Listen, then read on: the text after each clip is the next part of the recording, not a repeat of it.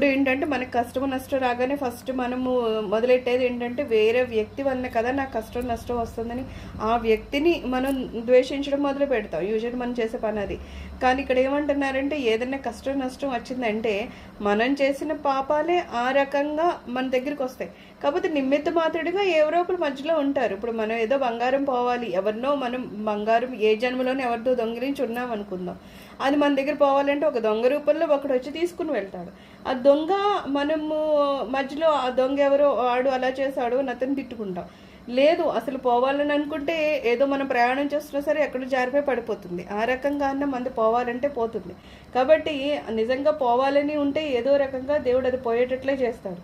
కాబట్టి ఏమంటున్నారంటే వ్యక్తి వల్లనే నేను ఇలా కష్టపడతాను నష్టపడతాను అనుకోకుండా నా ప్రారబ్ధ కర్మలే నన్ను ఇలాగ కష్టానికి నష్టానికి గురి చేసాయి అనుకుంటే వేరే వ్యక్తి మీద మనకి ఎటువంటి కోపము ఉండదన్నమాట.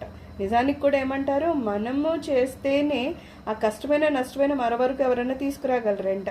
మనకి నిజంగా ఆ కష్టం నష్టం అనుభవించాల్సిన పని లేకపోతే ఎవరైనా మనని కష్టపెట్టాలనుకున్న ఆకర్షణలో అయినా సరే వాడికేదో అయ్యి మన వరకు రాకుండా అవుతాడనమాట.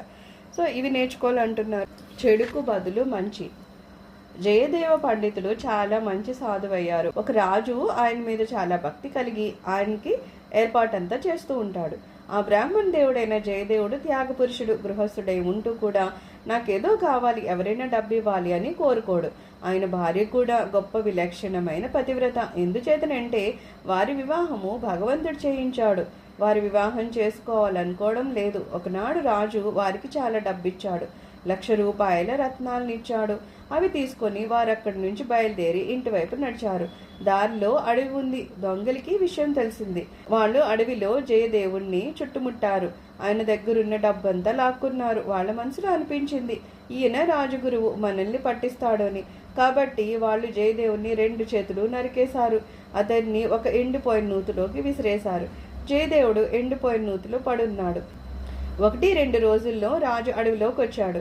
ఆయన మనుషులు నీళ్ల కోసమని నూతిలోకి లోటా వేసేసరికి ఆయన నూతిలో నుండి, భాయి జాగ్రత్త, నాకు తగలనివ్వకండి, ఇందులో నీళ్లు లేవు, ఏం చేస్తున్నారు అన్నాడు. వాళ్ళు ఆ ధ్వని విని ఈ గొంతు పండిట్జీది అన్నారు.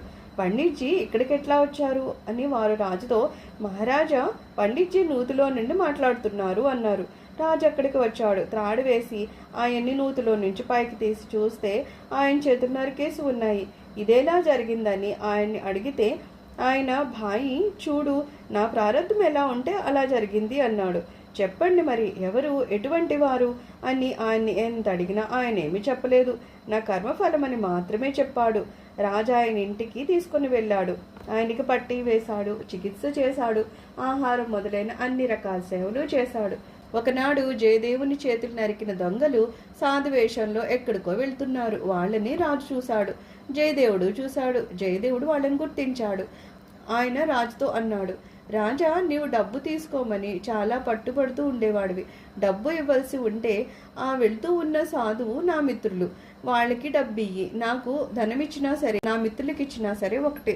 రాజుకు ఆశ్చర్యం వేసింది. ఏమంటే పండిట్జీ ఎప్పుడు జీవితంలో ఎవరి గురించి కూడా తమరు ఇవ్వండి అని అనలేదు, కానీ ఈవేళ ఏం చెప్పారు అని రాజా దొంగ సాధువుల్ని పిలిపించాడు. వాళ్ళు వచ్చారు, చూశారు. చేతులు తెగిన పండిట్జీ అక్కడే కూర్చుని ఉన్నాడు. ఇప్పుడేదో ఆపద వస్తుందని వాళ్ళ ప్రాణాలు ఆర్చుకుపోయాయి. ఇప్పుడు ఈయన మన్ని చంపిస్తాడు అని. అయితే రాజు వాళ్ళతో చాలా ఆదరంగా ప్రవర్తిస్తూ ఉన్నాడు. వాళ్ళని ఖజానాలోకి తీసుకుని వెళ్ళాడు. వాళ్ళకి బంగారము, వెండి మొదలైనవి బాగా ఇచ్చాడు. తీసుకోవడం అయితే వాళ్ళు బాగా డబ్బు తీసుకున్నారు. కానీ దగ్గర బరువు పెద్దదైంది. ఇప్పుడేం చేయాలి, ఎలా తీసుకెళ్ళాలి? రాజు తన మనుషులతో వీళ్ళని పంపించాడు. ధనం బండిలో పెట్టించాడు. సిపాయిల్ని కూడా పంపించాడు. వాళ్ళు వెళ్తున్నారు. దారిలో ఆ సైనికుల్లోని ఒక పెద్ద ఆఫీసర్ కనిపించింది. పండిట్జీ ఎవరికి ఎప్పుడు ఇమ్మనమని చెప్పేవాడు కదా, మరి ఈవేళ ఇమ్మన్నారంటే ఏంటి సంగతి అని. ఆయన, మహారాజా, అయ్యా పండిట్జీకి మీరేం ఉపకారం చేశారో చెప్పండి అని వాళ్ళని అడిగాడు. పండిట్జీతో మీకేం సంబంధము?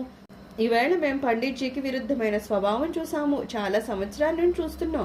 పండిట్జీ ఎవ్వరికి నువ్వు ఇతనికి ఇది ఇవ్వి అని చెప్పలేదు, కానీ మీకోసం ఇలా చెప్పారంటే సంగతి ఏంటి అని.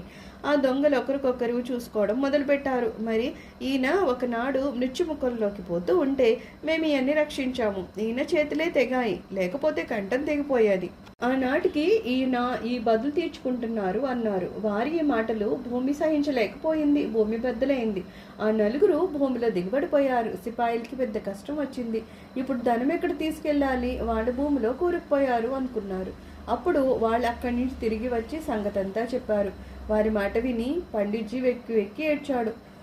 ఏడుస్తూ కళ్ళు తుడుచుకుంటూ ఉంటే వారి చేతులు సంపూర్ణమైపోయాయి, దృఢంగా పూర్తిగా వచ్చేశాయి. ఇది చూసి రాజుకి ఇదేం తమాషా అని చాలా ఆశ్చర్యపోయారు. చేతులు ఎలా వచ్చాయి? రాజు అనుకున్నాడు, వాళ్ళు ఈయనకి గాఢ స్నేహితులు, అందువల్ల వాళ్ళు చనిపోవడం వల్ల పండిట్జీ ఏడుస్తున్నారని.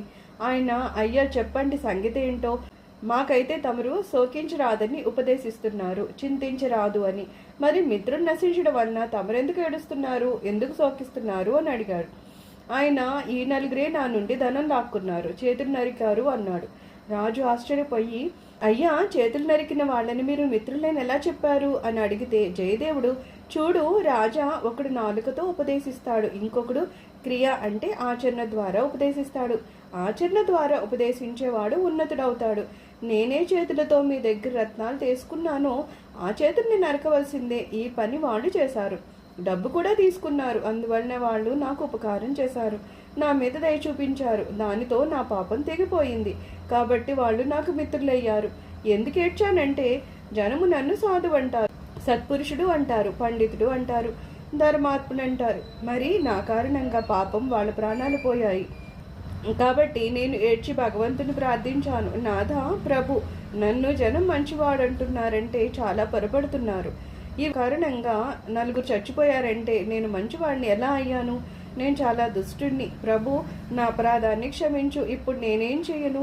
నా చేతుల సంగతి ఏమీ మిగలలేదు కనుక ప్రార్థన తప్ప నీకేం చేయగలను అని అన్నాను. రాజు చాలా ఆశ్చర్యపడి అన్నాడు, మహాత్మా, మీరు మిమ్మల్ని అపరాధి అనుకుంటున్నారు, కానీ నలుగురు మనుషులు నా వల్ల చనిపోయారు, మరి మళ్ళీ మీ చేతులు ఎలా వచ్చాయి అని ఆయన చెప్పాడు. భగవంతుడు తన భక్తుల అపరాధాన్ని, పాపాన్ని, అవగుణాన్ని చూస్తూనే ఉంటాడు. ఆయన దయదలిస్తే చేతులు వస్తాయి అని. రాజు, అయ్యా, వాళ్ళు మీకు ఇంత దుఃఖాన్ని కలిగిస్తే మీరు వాళ్ళకి ధనం ఎందుకు ఇప్పించారు నన్ను అడిగాడు. ఆయన అన్నాడు, చూడు రాజా, వారికి ధనాశ ఉంది, లోభం ఉండడం వల్లనే వాళ్ళు ఇంకెవరి చేతులైనా నరుగుతారు, అందువల్ల మీరు దానం చేయాలని అనుకుంటున్నారు. అటువంటప్పుడు వాళ్ళకి ఇంత డబ్బిస్తే పాపం వాళ్ళు ఇంకెప్పుడు నిర్దేశుల్ని చంపనవసరం ఉండదు కదా.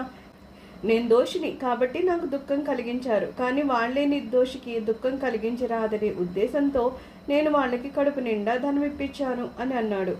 రాజు ఆశ్చర్యపోయి, తమరు ముందే నాకెందుకు ఇలా చెప్పలేదు అన్నారు. అంటే, మహారాజా, ముందు మీకు చెప్పి ఉంటే మీరు వాళ్ళని దండించేవారు, నేను వారికి శిక్ష వేయించాలనుకోవడం లేదు. నేనైతే వాళ్ళకి సహాయం చేద్దామని అనుకున్నాను. ఎందుచేతనంటే వాళ్ళు నా పాపాలను నశింపచేశారు, నేను మాత్రము నా పాపాల ఫలాన్ని అనుభవించాను కనుక నా చేతులు తెగిపోయాయి. లేకపోతే భగవంతుని దర్బారులో భగవంతుడు ఉండగా ఎవరికైనా కానీ అనుచితమైన శిక్ష విధించగలమా?